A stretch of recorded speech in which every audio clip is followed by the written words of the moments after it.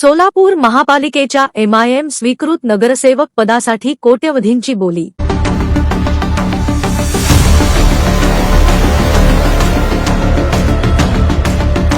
सोलापूर महानगरपालिकेच्या नुकत्याच झालेल्या निवडणुकीत MIM पक्षाचे तब्बल 8 उमेदवार निवडून आले असून पक्ष शहरात एक मजबूत राजकीय शक्ती म्हणून पुढे आला आहे। नियमानुसार MIM पक्षाच्या वतीने एक स्वीकृत नगरसेवक नियुक्त केला जाणार आहे। मात्र या एका जागेसाठीच पक्षांतर्गत मोठी चढाओढ आणि चर्चांना उधाण आले आहे। या स्वीकृत नगरसेवक पदासाठी MIM मधील हजारो कार्यकर्ते इच्छुक असल्याचे समोर येत आहे। अनेक वर्षांपासून पक्षासाठी काम करणारे निष्ठावंत कार्यकर्ते या पदावर दावा सांगत असताना दुसरीकडे पक्षाबाहेरील काही नेते आणि नव्याने प्रवेश करू इच्छिणारे उमेदवारही सक्रिय झाले आहेत। विशेष म्हणजे या पदासाठी कोट्यवधी रुपयांची बोली लावली जात असल्याची कुजबूज MIM कार्यकर्त्यांमध्ये जोर धरत आहे।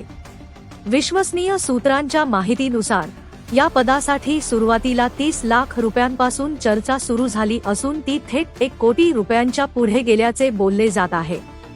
या चर्चांमुळे पक्षातील निष्ठावंत कार्यकर्त्यांमध्ये तीव्र नाराजी व्यक्त केली जात आहे। पक्षासाठी रस्त्यावर उतरून काम करणाऱ्यांना डावलून पैसेवाल्यांना संधी दिली तर कार्यकर्त्यांचा उत्साह मावळेल, अशी भावना अनेक जुन्या कार्यकर्त्यांकडून व्यक्त होत आहे। दुसरीकडे या सर्व चर्चांवर MIM पक्ष नेतृत्वाकडून अद्याप कोणतीही अधिकृत प्रतिक्रिया आलेली नाही।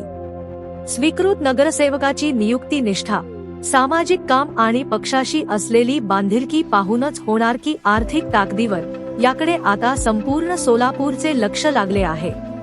येत्या काही दिवसात पक्ष नेतृत्व काय निर्णय घेतो यावर MIM मधील अंतर्गत राजकारणाची दिशा ठरणार आहे।